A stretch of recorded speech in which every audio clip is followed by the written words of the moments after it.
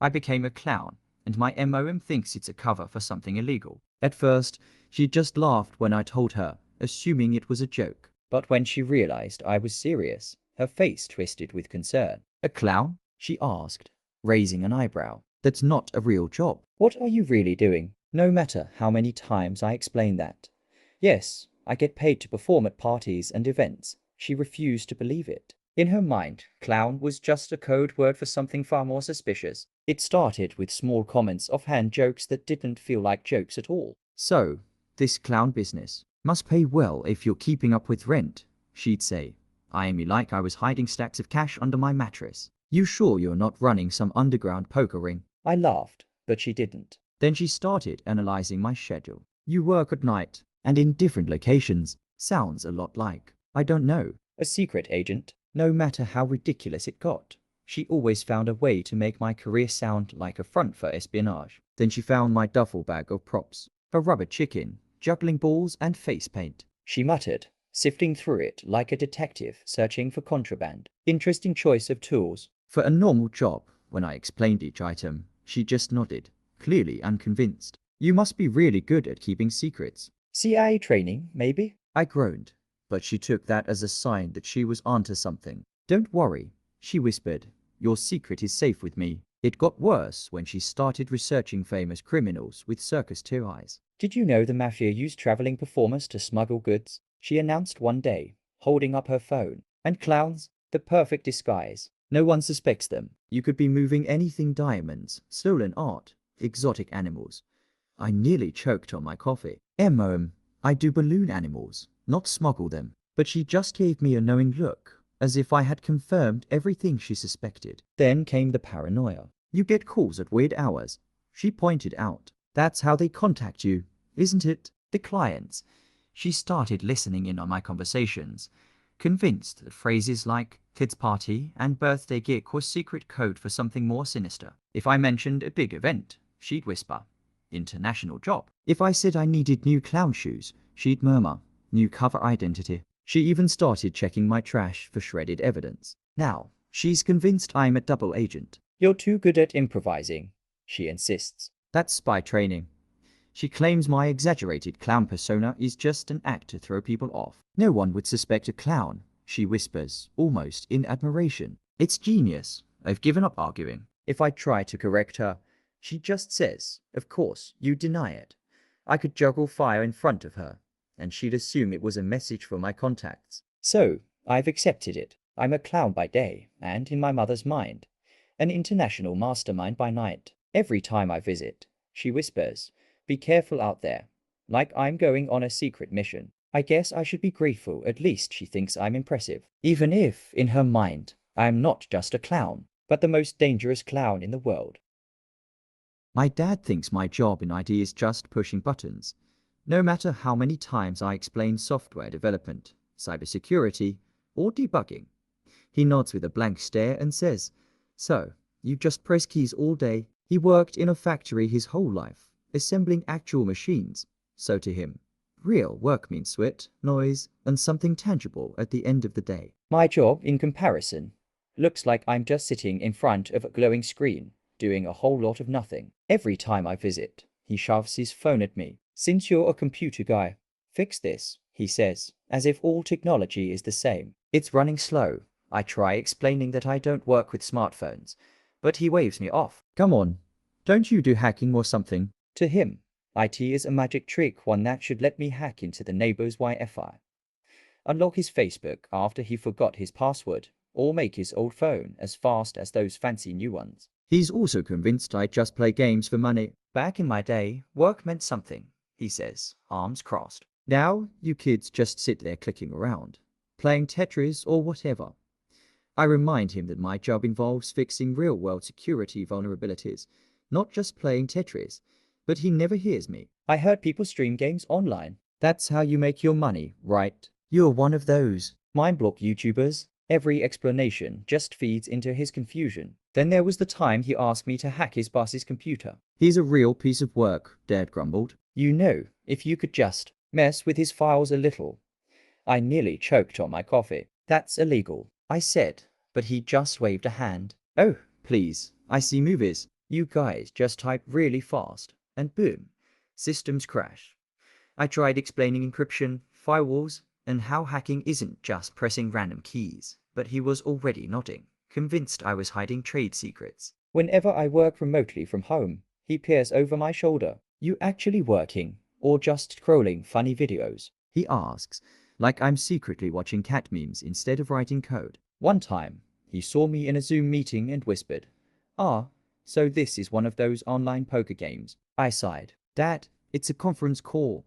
He nodded sagely. "Sure, with high-stakes bets, I bet there was no winning." In his mind, IT was either hacking, gambling, or goofing off. I once tried showing him my code. "Look, this is what I do," I said, opening a project. He squinted at the screen, frowned, then laughed. "That's just gibberish." I sighed. "It's Python," he snorted. "You're telling me a snake wrote this?" No matter how much I explained, he just couldn't wrap his head around it. In my day, we built things with our hands. You type weird words and somehow that makes money. He shook his head in disbelief. And then came the ultimate test, setting up his new Wi-Fi router. "Come on, IT guy," he smirked, arms crossed. "You do this stuff all the time, right?" I spent an hour troubleshooting his ancient modem, explaining bandwidth, passwords, and why he shouldn't use 1 2 3 4 5 6 as security. After it worked, he clapped my back. "Now, that's real IT work," he said proudly, as if I had finally proven myself. "See, you can do useful things."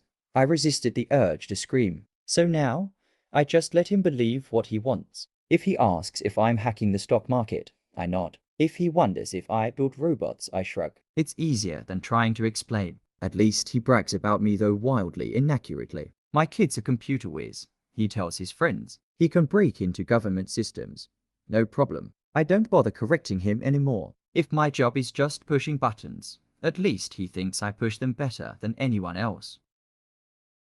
I became a vegan chef, and my parents think I'm a traitor to the family. In their eyes, food isn't just food, it's tradition, identity, and a sacred bond passed down through generations. My dad still talks about the time my great-grandfather won a state fair with his legendary smoked ribs. My MOM makes pot roast that could bring a grown man to tears. And then there's me, the one who abandoned it all to cook tofu. To them, I didn't just change my diet. I declared war on everything they stand for. The first time I told them, my dad nearly dropped his fork. "A vegan chef," he repeated, as if I had confessed to something criminal. My MOM gasped, clutching her chest. But what about lasagna night?" I explained that I could make a plant-based version. But they looked at me like I had suggested replacing Christmas with tax season. "This is a phase," my dad said confidently, stabbing his steak. "You'll be back." But when I refused his famous brisket at Sunday dinner, their concern turned into full-blown panic. Then the sabotage began. "Oh, I made you a special vegan soup," my MOM said sweetly one evening. I took a sip and immediately tasted something suspicious. "Is this chicken broth?" I asked. She avoided eye contact. "It's just a little," she muttered, "for flavor." Another time, I caught my dad trying to sprinkle bacon bits into my salad when he thought I wasn't looking. "What?"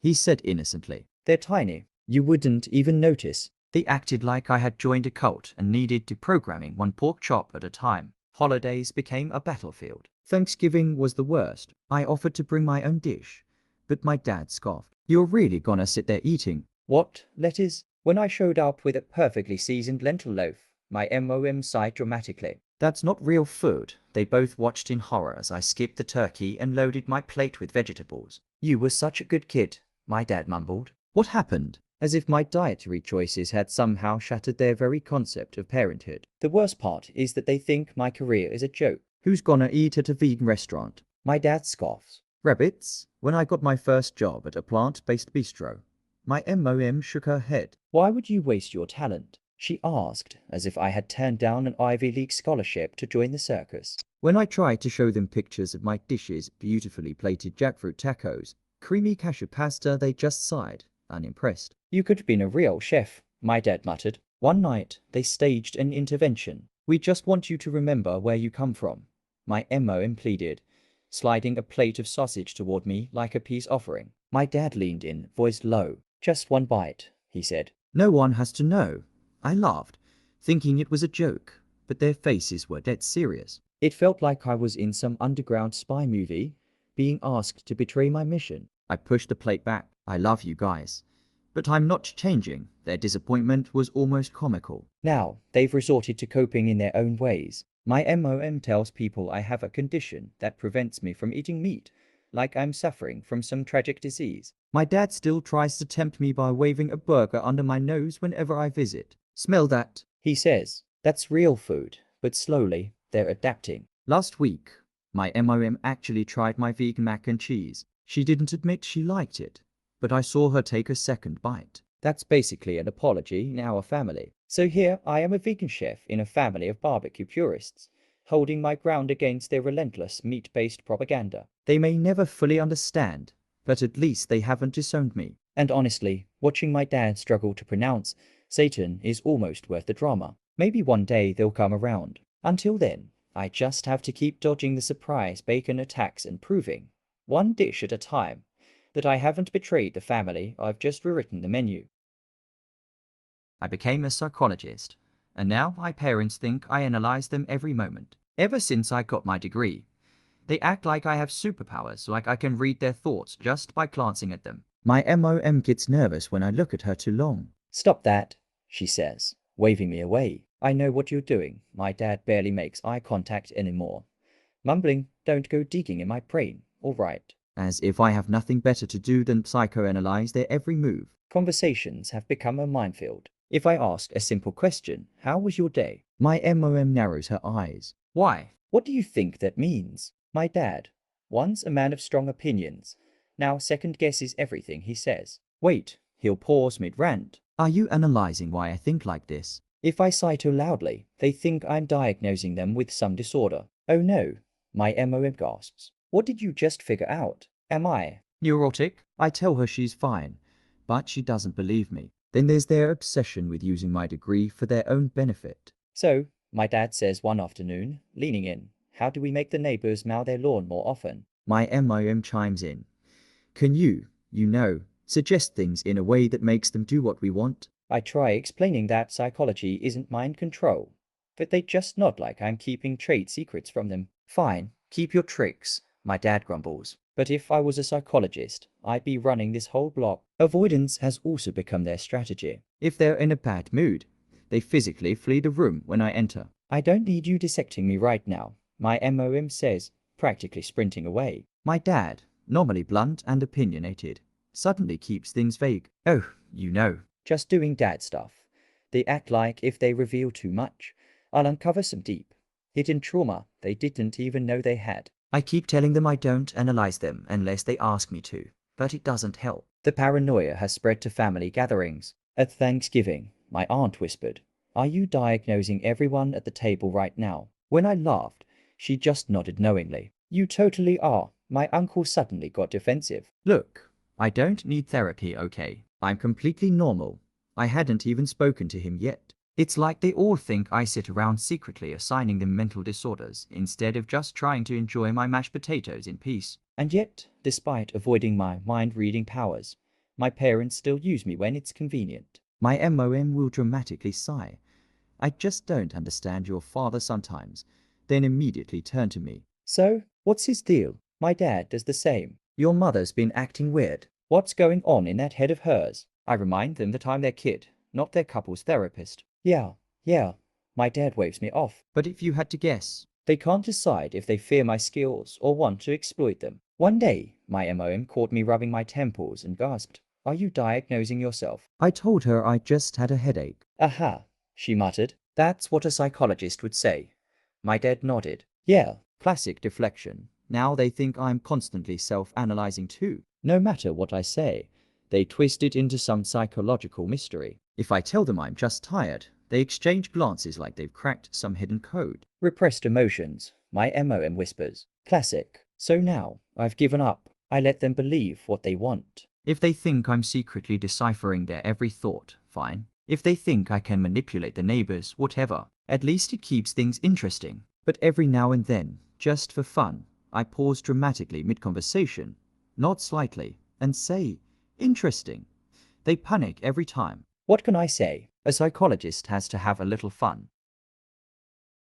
My dad thinks my job in the space industry is a waste of time. no matter how many times I explain what I do. He just shakes his head and mutters, "Why go into space when there are so many problems on Earth?" He doesn't care that I work with cutting-edge technology or that my team is developing systems that could change the future. To him, it's all just expensive nonsense. So what? You're sending billionaires on joyrides now? He scoffs. Must be nice to waste money like that. Every time I visit, he finds a way to bring it up. You know, back in my day, people worked real jobs, he says, waving his fork at me over dinner. Plumbers, electricians, teachers, jobs that actually help people. I tell him space research helps people too, but he just snorts. How? By floating around in zero gravity. Last I checked, no one's starving because we don't have enough moon rocks. He acts like I personally convinced the government to fund space programs just to annoy him. He's obsessed with the idea that I'm selling tickets to Mars. No matter how many times I correct him, he doesn't listen. Let me guess, he smirks. Another billionaire called and wants a seat on your fancy rocket? I try to explain that my work involves developing satellites, not space tourism. But he doesn't care. You're telling me people are paying billions just to see the stars? He laughs. You should have gone into real estate. At least those places have air. Whenever a rocket launch fails, he calls me immediately. See, he says triumphantly. Told you it was a waste. Blew up millions of dollars for nothing. I try to explain that failure is part of progress. But he just sighs. If I crashed my car every time I drove it, I'd be out of a job. He doesn't get that every experiment, even the failures, teaches us something. To him, if it doesn't work the first time, it's proof we should just stay on the ground where we belong. He also thinks the moon landing was unnecessary. We went there once, took some pictures, and came back, he says. What else is there to do? Rearrange the rocks. I tell him about the potential for lunar mining, scientific research, and even future colonization. But he just waves me off. If people want to live in the middle of nowhere with no air, they can move to the desert for free. He refuses to believe that space could ever be the future of humanity. Then there's his favorite argument, fix Earth first. We've got poverty, pollution, and people who can't afford rent, he says. And you guys are out there playing astronaut? I tell him space technology helps Earth to satellites for climate monitoring, GPS, medical advancements.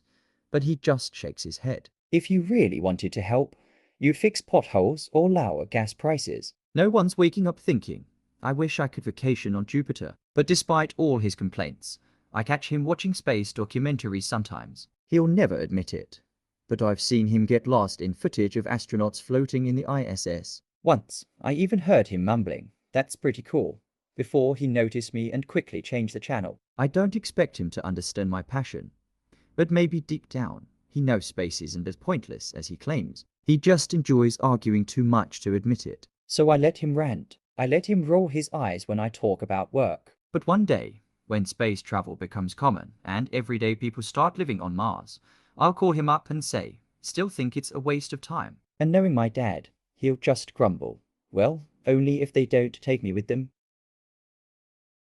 I became an environmentalist, and my parents think I want to take away their plastic bags. The moment I told them about my job, my mom's eyes narrowed. So what, you're gonna come in here and confiscate my grocery bags? She asked, clutching a drawer full of them like a dragon hoarding gold. My dad just sighed. First, they taxed plastic bags, and now my own kid wants to ban them from my house. They acted like I had declared war on their way of life. Now, they hide things from me. I open a cabinet, and my MOM gasps. Don't throw those away, she says, snatching a stack of styrofoam plates. My dad shoves disposable coffee cups under the sink when he hears me coming. You don't need to see this, he mutters. It's like I work for some secret environmental police, ready to bust them for using single-use plastics. I'm not here to arrest you, I say, but they don't believe me. They think every conversation is a lecture waiting to happen. If I mention the weather, my dad groans. Let me guess. Climate change. If I bring up a news story,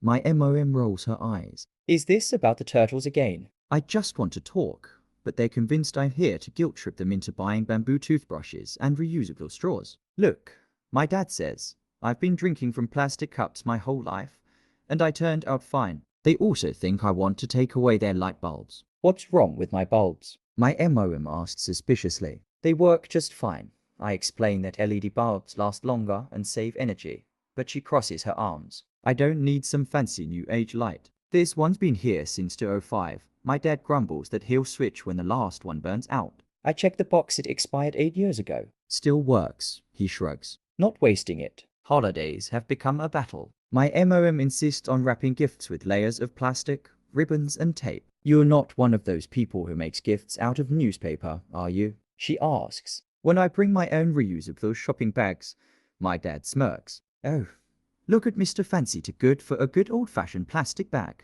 They act like I'm trying to make their lives harder, not just suggesting small changes. Then there's the car. My dad loves his old gas-guzzling truck. So, when are you getting an electric car? He teases. I bet you want to put solar panels on the house too. I tell him electric cars are the future, but he just laughs. You think I'm gonna plug my truck into the wall like a phone? Not happening.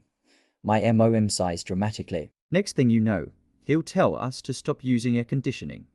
They act like I want them to live in a cave. But despite all their complaining, I notice small changes. My MOM reuses jars instead of tossing them. My dad grumbles but turns off the lights when he leaves a room. They'd never admit it, but I caught my MOM reading an article about recycling. Just curious, she said, quickly closing the tap. My dad still mocks my reusable water bottle, but I saw him using one last week. It was free, he insisted. Don't get any ideas. So I let them joke and hide their plastic bags. Change takes time, and I know they're more resistant to the idea than the actual practice. One day, I'll walk in and see my dad drinking from a metal straw. When I call him out, he'll just shrug. It was on sale, and I'll pretend not to notice because deep down, I know they're coming round, even if they'll never admit it.